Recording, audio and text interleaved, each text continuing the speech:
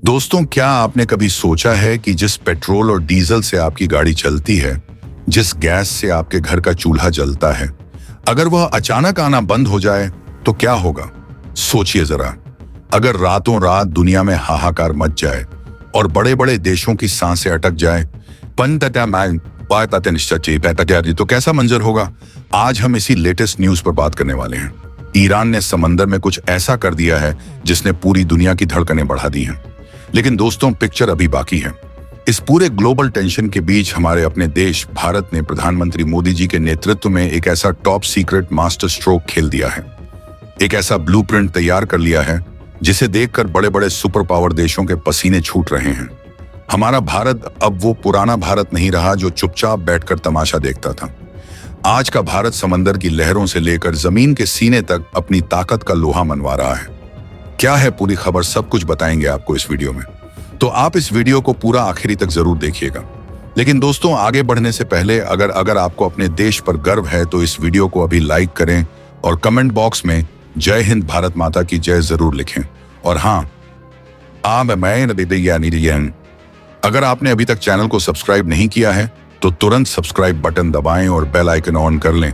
और आप देश के किस कोने से बैठकर हमारा ये वीडियो देख रहे हैं,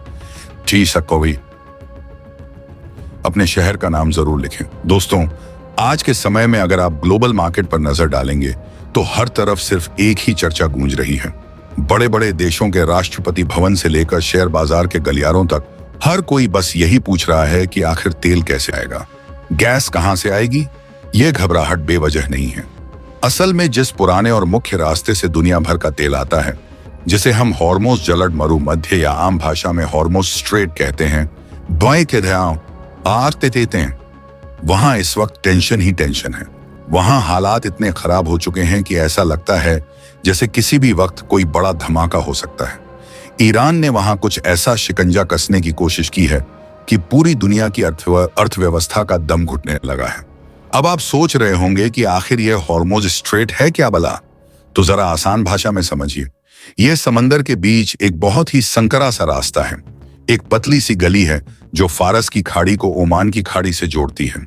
आपको जानकर हैरानी होगी कि आम दिनों में पूरी दुनिया की लगभग 30% ऊर्जा यानी दुनिया भर का जो तेल है वो इसी एक संकरे रास्ते से होकर गुजरता है। आप अंदाजा लगाइए, अकेले इस छोटे से रास्ते से हर दिन 150 से भी ज्यादा विशालकाय भारी भरकम जहाज निकलते हैं। यह जहाज इतने बड़े होते हैं कि इनमें लाखों बैरल तेल भरा होता है। लेकिन दोस्तों, आज वहां के हालात बिल्कुल पलट चुके हैं। ईरान और अमेरिका के बीच जो भयंकर तनातनी चल रही है, जो जोर आजमाइश चल रही है, उसके बीच ईरान ने इस अहम रास्ते पर अपना खौफनाक कंट्रोल खड़ा कर दिया है। अब नौबत यह आ गई है कि वहां से सिर्फ वही जहाज सुरक्षित निकल पा रहे हैं जिन्हें ईरान अपनी परमिशन दे रहा है या जिन पर उसकी मेहरबानी है। बाकी जहाजों के लिए वहां से गुजरना मौत के मुंह में जाने जैसा हो गया है। जहाजों की संख्या वहां अचानक से बहुत घट गई है। लेकिन सोचिए जरा, क्या यह दुनिया इतनी आसानी से ईरान के सामने घुटने टेक देगी? क्या दुनिया के बड़े बड़े ताकतवर देश, जिनकी अर्थव्यवस्था ही इस तेल पर चलती है, वह हाथ पर हाथ धरे बैठे रहेंगे और अपनी बर्बादी का तमाशा देखेंगे? बिल्कुल नहीं दोस्तों, असली खेल तो यहीं से पलटना शुरू होता है और यहीं से इस पूरी उलझन का एक नया रास्ता निकलता है। जरा ध्यान से सुनिए। दुनिया की बड़ी बड़ी शिपिंग कंपनियों ने और तेल के विशाल जहाजों के मालिकों ने ईरान की इस दादागिरी और नाकेबंदी का एक ऐसा गजब का तोड़ निकाला है कि अब तेहरान में बैठे बड़े बड़े रणनीतिकारों के पसीने छूट रहे हैं। जब ईरान ने सामने का दरवाजा बंद करने की कोशिश की तो इन जहाजों ने समंदर में एक बिल्कुल नया और हैरान करने वाला रास्ता पकड़ लिया है। और दोस्तों, यह रास्ता कोई छोटा मोटा या आम रास्ता नहीं है। ब्रेवियाई है केप ऑफ गुड होप का रूट। जी हाँ, ये वही ऐतिहासिक और पुराना रास्ता है जो अफ्रीका महाद्वीप के एकदम नीचे से दुनिया के एक छोर से होकर गुजरता है। आपको याद होगा, आपने किताबों में पढ़ा होगा, यह बिल्कुल वही रास्ता है जिससे 1498 में वास्को डी गामा समंदर की लहरों को चीरता हुआ पहली बार भारत पहुंचा था। आज सदियों बीत जाने के बाद दुनिया की मजबूरी कहिए या जरूरत, बड़े बड़े देश फिर से उसी पुराने रास्ते पर लौट आए हैं। अभी हाल ही में न्यूयॉर्क टाइम्स की एक बिल्कुल ताजा खबर और रिपोर्ट आई है जिसके मुताबिक इस दक्षिणी अफ्रीका वाले महासागरीय मार्ग पर समुद्री ट्रैफिक अचानक से बहुत भयंकर तरीके से बढ़ गया है। जहां कुछ समय पहले तक इस इलाके में इक्का दुक्का जहाज ही नजर आते थे और समंदर एकदम शांत रहता था, आज वहां का नजारा बिल्कुल बदल चुका है। आज वहां औसतन हर दिन 150 से ज्यादा विशालकाय मालवाहक जहाज लहरों को पार करते हुए गुजर रहे हैं। यह कोई छोटी बात नहीं है। यह सामान्य दिनों के मुकाबले 30% से भी ज्यादा की बहुत बड़ी बढ़ोतरी है। वैसे आपको बता दूं कि जून 2025 में भी जब अमेरिका और ईरान के बीच भारी टेंशन चल रही थी और युद्ध जैसे हालात बन गए थे, तब भी इसी लंबे रास्ते ने दुनिया की अर्थव्यवस्था को डूबने से बचाया था। अब आप पूछेंगे कि आखिर इस केप ऑफ गुड होप वाले रूट की सबसे बड़ी खासियत क्या है? क्या आपको पता है?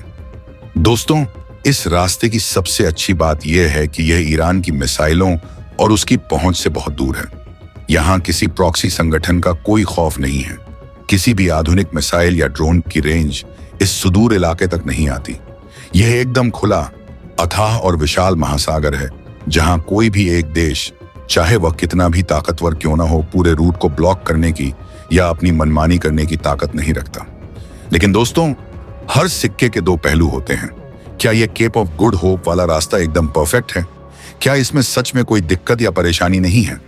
असल उलझन तो अब जाकर शुरू होती है। यह रास्ता सुरक्षित तो 100% है, इसमें कोई शक नहीं। लेकिन मेरे प्यारे दोस्तों, यह बहुत ज्यादा लंबा और बहुत ही ज्यादा महंगा भी है। कोई भी जहाज जो इस वक्त भूमध्य सागर, अटलांटिक सागर या ओमान की खाड़ी के आसपास मौजूद है, वो अपनी जान बचाकर इस रूट से आ तो सकता है, लेकिन यूरोप से एशिया तक पहुंचने में उसे 10 से 14 दिन का अतिरिक्त समय लग रहा है, यानी 2 हफ्ते की देरी। अब आप खुद सोचिए, समंदर में 2 हफ्ते ज्यादा बिताने का मतलब क्या होता है। कैपटाउन में बैठे एक बहुत बड़े समुद्री अर्थशास्त्री ब्रैनिंग पेन का साफ साफ कहना है कि दक्षिणी अफ्रीका के किनारे से गुजरने वाला यह समुद्री ट्रैफिक अब पिछले कुछ महीनों में सीधा 2 गुना हो गया है। लेकिन सुरक्षा के बदले में इन शिपिंग कंपनियों को बहुत भारी कीमत चुकानी पड़ रही है, जो अंत में आम जनता की जेब से ही निकलेगी। अगर कोई जहाज रास्ते में रुककर अपनी टंकी में ईंधन नहीं भी भरवाता है, तब भी उस जहाज पर काम करने वाले स्टाफ की सैलरी, रोजमर्रा का खर्च, समुद्री शुल्क और अलग अलग बंदरगाहों का टैक्स मिलाकर टोटल कॉस्ट 30 से 70% तक आसमान छू रही है। आप खुद सोचिए दोस्तों, जो कच्चे तेल का ड्रम पहले 100 रुपए में आपके देश तक पहुंच सकता था, अब उसकी ट्रांसपोर्टेशन कॉस्ट इतनी ज्यादा बढ़ने से पूरी दुनिया में महंगाई का क्या भयंकर हाल होगा। यही वह पॉइंट है जहां दुनिया के बड़े नेता परेशान हो गए, और यहीं से एक नए, सबसे बड़े और हैरान करने वाले सस्पेंस की एंट्री होती है। क्या पूरी दुनिया हमेशा के लिए इतने महंगे रास्ते पर निर्भर रह सकती है? क्या हम हर सामान के लिए इतनी ज्यादा कीमत चुकाने को तैयार हैं? या फिर अंदर ही अंदर बंद दरवाजों के पीछे कोई ऐसा मेगा प्लान, कोई ऐसी गुप्त तैयारी चल रही है जो भविष्य में इन समंदर के रास्तों की ही छुट्टी कर देगा? जी हां दोस्तों, आपने बिल्कुल सही सुना। समंदर का यह सारा पचड़ा ही खत्म करने की एक बहुत बड़ी तैयारी हो रही है। खाड़ी देशों ने, जिनके पास दुनिया के सबसे बड़े तेल के कुएं हैं, अब हॉर्मोज के इस खतरनाक संकरे और हमेशा विवादों में रहने वाले रास्ते से हमेशा हमेशा के लिए पीछा छुड़ाने की कसम खा ली है। उन्होंने बहुत अच्छी तरह से समझ लिया है कि जब तक वह अपनी कमाई और अपने तेल के लिए इस एक समुद्री चौक पॉइंट पर निर्भर रहेंगे, तब तक उनकी अर्थव्यवस्था की गर्दन किसी न किसी ताकतवर देश के हाथ में ही फंसी रहेगी। इसीलिए दोस्तों, अब समंदर के बजाय पर्दे के पीछे और जमीन के एकदम नीचे एक बहुत बड़ा गेम चल रहा है। पाइपलाइन पॉलिटिक्स का वो गेम जो मिडिल ईस्ट का पूरा भूगोल ही बदल कर रख देगा। सऊदी अरब और संयुक्त अरब अमीरात यानी यूएई ने मिलकर अपनी एक ऐसी मास्टर प्लानिंग शुरू कर दी है जिसके बारे में जानकर आप हैरान रह जाएंगे। सऊदी अरब ने अपनी ईस्ट वेस्ट पाइपलाइन, जिसे वहां की भाषा में पेट्रोल लाइन भी कहा जाता है, उसे फुल पावर में एक्टिव कर दिया है। आप इसे कोई छोटी मोटी पानी की पाइपलाइन समझने की भूल मत कीजिएगा। यह एक विशालकाय मेगा पाइपलाइन है जो सऊदी अरब के पूर्वी हिस्से में मौजूद तेल के कुओं से सीधा कच्चा तेल उठाती है और बिना हॉर्मोज के उस विवादित रास्ते में गए सीधे लाल सागर के तट पर यनाबू बंदरगाह तक पहुंचा देती है। यानी समंदर के उस संकरे और खतरनाक रास्ते का पूरा खेल ही एक झटके में खत्म। इसी तरह यूएई भी इस रेस में कहीं से पीछे नहीं है। उसने भी अपनी हबशान फजेरा पाइपलाइन के जरिए अपने अब्बू धाबी के बेशकीमती तेल को सीधे ओमान की खाड़ी तक पहुंचाना शुरू कर दिया है। आपको बता दूं कि यह फुजेरा बंदरगाह हॉर्मोज स्ट्रेट के एकदम बाहर है। इसका सीधा सा मतलब यह है कि ईरान वहां अपनी कोई भी नाकेबंदी कर ले, उसकी कोई भी चाल यहां काम नहीं आ सकती। लेकिन जरा रुकिए और सोचिए, क्या खाड़ी देशों की सिर्फ ये 2-4 पाइपलाइनें पूरी दुनिया की इतनी बड़ी तेल की प्यास बुझाने के लिए काफी हैं? क्या यह वो फाइनल ब्लूप्रिंट है जिसका इंतजार पूरी दुनिया बहुत बेसब्री से कर रही थी? नहीं दोस्तों, असली धमाका तो अब होने वाला है। इस पूरी इंटरनेशनल टेंशन में अब एंट्री होती है इजराइल की। इजराइल के प्रधानमंत्री बेंजामिन नेतन्याहू ने एक ऐसा मास्टर प्लान, एक ऐसा प्रस्ताव दुनिया के सामने लाकर रख दिया है जिसने हर ग्लोबल पावर की, हर बड़े देश की आंखें खोलकर रख दी हैं। नेतन्याहू का पूरी दुनिया से साफ साफ कहना है कि हॉर्मुज जल्द मरु मध्य में पैदा हुए इस संकट का कोई भी तुरंत या सैन्य समाधान ज्यादा दिन तक नहीं टिकने वाला। आज आप वहां सेना भेजेंगे, कल वह फिर से रास्ता रोक लेंगे। अगर ईरान के इस भौगोलिक हथियार की धार को, उसकी इस ब्लैकमेलिंग को हमेशा के लिए कुंद करना है, तो दुनिया को एक परमानेंट इलाज चाहिए। और वो इलाज क्या है? वो इलाज है एनर्जी पाइपलाइनों का एक बिल्कुल नया और विशाल जाल। नेतन्याहू का विजन बहुत ही ज्यादा आक्रामक और एकदम क्लियर है। उनका सुझाव है कि खाड़ी देशों का सारा तेल और गैस अब हॉर्म से होकर बिल्कुल ना जाए, बल्कि जमीन के अंदर से एक महा पाइपलाइन बिछाई जाए जो सऊदी अरब से होते हुए सीधे लाल सागर पहुंचे और वहां से इजराइल होते हुए भूमध्य सागर यानी मेडिटेरेनियन सी तक इस तेल को पहुंचाया जाए। दोस्तों, इसका सीधा और साफ मतलब यह है कि ईरान के पूरे इलाके को, उसके पूरे चौक पॉइंट को एकदम दरकिनार कर देना, उसे पूरी तरह से बाईपास कर देना। नेतन्याहू का साफ तौर पर मानना है कि ईरान ने हॉर्मोज को दुनिया को ब्लैकमेल करने का एक बहुत बड़ा टूल बना लिया है। ऐसे में इस रास्ते का रणनीतिक महत्व ही एकदम जीरो कर दो ताकि वह किसी को डरा ही ना सके। नेतन्याहू ने दुनिया के सामने यह दावा भी किया है कि ईरान के साथ चल रहे इस भीषण तनाव में इजराइल और अमेरिका को बहुत भारी बढ़त मिल रही है। उनका साफ कहना है कि ईरान की परमाणु ताकत और उसकी मिसाइल क्षमताओं को कमजोर करने का जो काम है वह पूरी स्पीड से चल रहा है। लेकिन असली जीत तब होगी, सबसे बड़ा प्रहार समंदर के रास्तों से नहीं, बल्कि इन जमीन पर बिछने वाली विशाल पाइपलाइनों से होगा। लेकिन दोस्तों, सवाल यह उठता है कि क्या सऊदी अरब और इजराइल जैसे देशों के बीच, जिनके आपसी रिश्ते हो जो हमेशा से तनावपूर्ण रहे हैं, उनके बीच इतनी लंबी और महंगी पाइपलाइन बिछाना इतना आसान है? राजनीति, सुरक्षा और अरबों डॉलर का भारी भरकम खर्च, क्या यह सब इतनी जल्दी मुमकिन है? यहीं पर, ठीक इसी जगह पर एंट्री होती है दुनिया के नए बॉस की, यानी अपने प्यारे भारत की, भारत माता की जय। दोस्तों, अब जो जानकारी मैं आपको बताने जा रहा हूं, उसे सुनकर एक सच्चे भारतीय होने के नाते आपका सीना गर्व से चौड़ा हो जाएगा। इस पूरी ग्लोबल टेंशन में जहां बड़े बड़े देश घबराए हुए हैं, वहां अपना भारत कोई मूक दर्शक बनकर नहीं बैठा है। भारत ने शांति से वह कूटनीतिक और रणनीतिक चालें चली हैं जिन्हें देखकर दुनिया के बड़े बड़े सुपर पावर देशों के पसीने छूट रहे हैं। प्रधानमंत्री मोदी के पास एक ऐसा जबरदस्त ब्लूप्रिंट पहुंच चुका है जो इस पूरी टेंशन का सबसे पक्का, सबसे सॉलिड और सबसे सुरक्षित समाधान है। हम सभी जानते हैं कि भारत अपनी तेल जरूरतों का 80 से 85% हिस्सा दूसरे देशों से आयात करता है। इसीलिए अगर मिडिल ईस्ट में कोई भी छोटी सी भी अस्थिरता आती है, कोई भी युद्ध होता है, तो भारत पर उसका सीधा असर पड़ता है। हमारे देश में पेट्रोल डीजल महंगा हो सकता है, लेकिन भारत ने अब डरने के बजाय एकदम आक्रामक रुख अपना लिया है। हमारी सरकार ने केवल किनारे बैठकर तमाशा देखते रहने की नीति को हमेशा के लिए छोड़ दिया है।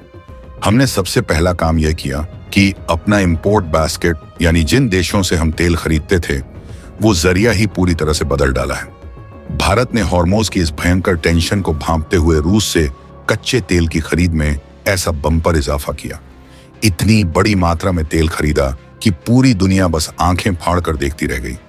आज की ताजा खबर यह है कि अप्रैल 2026 में रूस भारत का सबसे बड़ा और शीर्ष तेल आपूर्तिकर्ता देश बन चुका है। और सबसे मजे की बात यह है कि यह रूसी तेल लाल सागर और हॉर्मोज के झमेलों से पूरी तरह बचकर रूस के पूर्वी तटों यानी व्लादिवोस्तोक से भी सीधे सुरक्षित हमारे भारत आ सकता है। और सोचिए जरा, बात सिर्फ रूस तक ही सीमित नहीं है। भारत ने भविष्य की सुरक्षा के लिए अमेरिका से, दक्षिण अमेरिका के दूरदराज देश गुयाना से, और ब्राजील जैसे देशों से भी तेल मंगाने के भारी भरकम समझौते कर लिए हैं। दोस्तों, यह वो सुरक्षित इलाके हैं जिनके जहाजों को हॉर्मुज के उस खतरनाक इलाके के आसपास भटकने की भी कोई जरूरत नहीं है। लेकिन क्या आपको लगता है कि भारत सिर्फ तेल के नए विकल्प खोजकर शांति से बैठ गया है? बिल्कुल नहीं भैया। अपने देश की नौसेना का पराक्रम, उनकी बहादुरी तो अभी आपने पूरी तरह देखी ही नहीं है। भारतीय नौसेना ने समंदर के बीचों बीच वो भौकाल टाइट किया है, वह दबदबा बनाया है कि उसे देखकर बड़े बड़े समुद्री लुटेरों और उपद्रवियों की रूह कांप जाती है। हमारी नौसेना ने बाकायदा ऑपरेशन संकल्प चला रखा है, जिसके तहत अरब सागर और ओमान की खाड़ी में हमारे खतरनाक युद्धपोत 24 घंटे पूरी गश्त लगा रहे हैं। हमारे भारत के लिए जो भी तेल के टैंकर आ रहे हैं, भारतीय नौसेना के कमांडो और हमारे जहाज उन्हें पूरा एस्कॉर्ट, पूरा का पूरा सुरक्षा घेरा देकर अपने देश तक ला रहे हैं। आज समंदर की लहरों पर भारतीय तिरंगा लहराता हुआ देखकर किसी भी देश या संगठन की इतनी हिम्मत नहीं होती कि वह हमारे जहाजों की तरफ आंख उठाकर भी देख लें। लेकिन दोस्तों, इसके बावजूद भारत भविष्य के लिए कोई भी छोटा सा रिस्क नहीं लेना चाहता। भारत को बहुत अच्छी तरह से पता है कि विदेशी जमीन पर बिछी पाइपलाइनों और समंदर के इन रास्तों पर हमेशा के लिए आंख मूंदकर भरोसा नहीं किया जा सकता। कल को कुछ भी हो सकता है। इसीलिए भारत ने अपने ही देश में जमीन के काफी अंदर अपने खुद के स्ट्रेटेजिक पेट्रोलियम रिजर्व यानी विशालकाय तेल के भंडार तैयार कर लिए हैं। दक्षिण भारत में विशाखापत्तनम, मंगलुरु और पाडुर की गहरी और सुरक्षित गुफाओं में इतना ज्यादा तेल भरकर रखा गया है कि अगर बाहर समंदर में महीनों तक कोई भयंकर युद्ध चले, तब भी अपने भारत में कोई कामकाज नहीं रुकेगा। हमारी गाड़ियां चलती रहेंगी। और तो और सुरक्षा को और कड़ा करने के लिए ओसा के चंडीखोल और राजस्थान के बीकानेर में भी नए और विशाल भंडार एकदम तैयार हो रहे हैं। पर दोस्तों रुकिए, भारत का असली और सबसे बड़ा ब्रह्मास्त्र तो अभी बाकी है। वो ब्रह्मास्त्र जिसने मिडिल ईस्ट के तमाम अमीर देशों और यहाँ तक कि ब्रिटेन को भी भारत का मुरीद बना दिया है, भारत की सोच का फैन बना दिया है।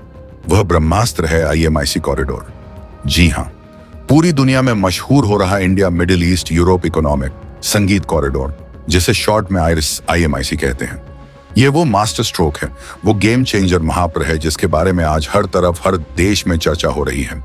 इस शानदार प्रोजेक्ट के तहत भारत के पश्चिमी तट को सीधे UAE, वहां से सऊदी अरब, जॉर्डन और इजराइल के हाइफा पोर्ट से होते हुए सीधे यूरोप से जोड़ा जा रहा है। दोस्तों, इसमें सिर्फ समंदर नहीं बल्कि रेलवे लाइन, चमचमाती सड़क और समंदर का एक ऐसा मिक्स और हाईटेक नेटवर्क बन रहा है जो व्यापार की स्पीड को रॉकेट बना देगा। और अब तो ताजा खबर यह है कि ब्रिटेन यानी यूनाइटेड किंगडम ने भी भारत को न्योता भेज दिया है।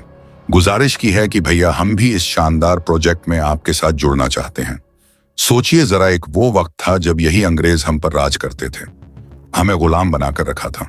और आज वक्त का पहिया देखिए, वही ब्रिटेन आज भारत के प्रधानमंत्री मोदी जी के इस ब्लूप्रिंट का हिस्सा बनने के लिए कतार में हाथ बांधे खड़ा है।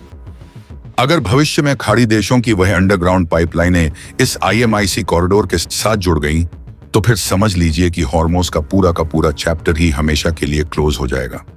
दुनिया का तेल और गैस सीधे पाइपलाइनों और सुपरफास्ट रेल नेटवर्क के जरिए समंदर के सारे झमेलों और खतरों को पूरी तरह बाईपास करते हुए सुरक्षित यूरोप और हमारे भारत तक पहुंच जाएंगे। ईरान के पास हॉर्मोज के रूप में जो भौगोलिक ताकत है, जो डराने का हथियार है, वह रातों रात आधी से भी कम रह जाएगी। अभी हाल ही में अमेरिकी राष्ट्रपति डोनाल्ड ट्रंप ने जो बहुत बड़ा बयान दिया है, उसका मतलब क्या है? ट्रंप ने पूरी दुनिया के सामने साफ कहा है कि बिना हॉर्मोज पर कब्जा किए, बिना वहां युद्ध लड़े भी इस भयंकर टेंशन को हमेशा के लिए रोका जा सकता है।